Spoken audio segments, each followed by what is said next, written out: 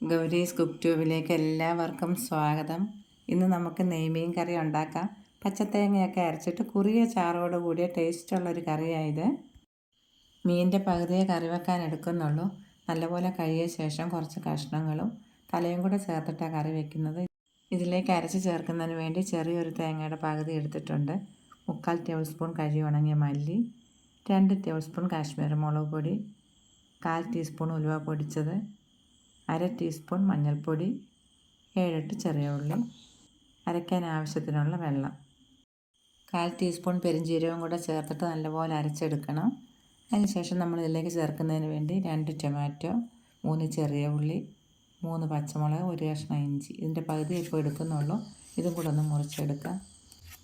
ഇതൊന്നും നമ്മൾ വെളിച്ചെണ്ണ വഴറ്റിയല്ല എടുക്കുന്നത്. അരപ്പും കൂടെ ചേർത്തിട്ട് ആവശ്യത്തിന് വെള്ളം ഒഴിച്ച് നല്ലപോലെ വെന്തൊന്ന് കുറുകി വരുന്ന സമയത്ത് മീൻ കഷ്ണങ്ങളിലേക്ക് ഇട്ട് കൊടുക്കും. ഇഞ്ചിയൊക്കെ ഇതുപോലെ കനം കുറച്ച് വേണം കൊത്തി അരിഞ്ഞിടേണ്ടുന്നത്. 1/2 ടേബിൾ സ്പൂൺ കല്ലുപ്പും കൂടെ ചേർത്തിട്ട് അരച്ചതും കൂടെ ചേർത്ത് ആവശ്യത്തിന് വെള്ളം ഒഴിച്ച് കലക്കിയെടുക്കാം. ഒരുപാടങ്ങ് വെള്ളം ഒഴിക്കേണ്ട. കുറിയ ചാറോടുകൂടിയാണ് നമ്മൾ ഉണ്ടാക്കുന്നത്. അപ്പോൾ അതിൻ്റെ അനുസരിച്ച് വെള്ളം ചേർത്താൽ മതിയാവും.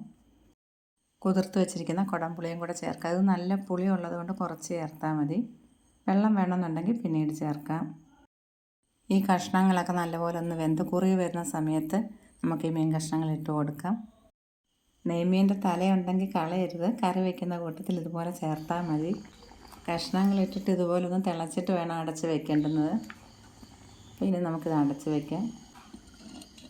ഇപ്പോഴിത് വെച്ചിട്ട് 5 മിനിറ്റ് ആയിട്ടുണ്ട്. ഇനി ഒന്ന് തുറന്ന് നോക്കിയിട്ട് ചുറ്റിച്ച് വയ്ക്കാം. അത് കഴിഞ്ഞിട്ട് വീണ്ടും 5 മിനിറ്റും കൂടെ അടച്ച് വയ്ക്കാം. ആകെ 10 മിനിറ്റ് ഇതുപോലെ അടച്ച് വെച്ചാൽ മതി. ഇനി തുറന്ന് നോക്കിയിട്ട് ഉപ്പും പുളിയെല്ലാം പാകത്തിനുണ്ടോ എന്ന് നോക്കാം.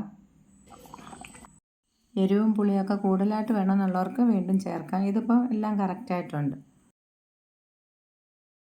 2 ടേബിൾ സ്പൂൺ വെളിച്ചെണ്ണ ഒഴിച്ച് ചൂടായി കഴിയുമ്പോൾ 1/4 ടീസ്പൂൺ ഉലുവ ചേർക്കാം. ഇതൊന്ന് പൊരിയാൻ തുടങ്ങുമ്പോൾ 5-6 ചുവന്നുള്ളി പൊടിയായിട്ട് അരിഞ്ഞതും കൂടെ കുറച്ച് കറിവേപ്പിലയും കൂടെ ചേർത്ത് ഒന്ന് ചുവക്കാൻ തുടങ്ങുമ്പോൾ ചെറിയൊരു കഷ്ണം ഇഞ്ചി പൊടിയായിട്ട് കൊത്തി അരിഞ്ഞതും കൂടെ ചേർത്തിട്ട് സ്റ്റൗ ഓഫ് ചെയ്യാം. ഇനി ഒരു പച്ചമുളകും 1/4 ടീസ്പൂൺ കാശ്മീരി മുളക് പൊടിയും കൂടെ ചേർക്കുന്നുണ്ട്. മുളക് പൊടി ചേർക്കുമ്പോൾ കുറച്ചും കൂടെ കളറ് കിട്ടും. ഇതിൻ്റെ കൂടെ കുറച്ച് കറിവേപ്പിലയും കൂടെ ചേർത്ത് കൊടുക്കാം.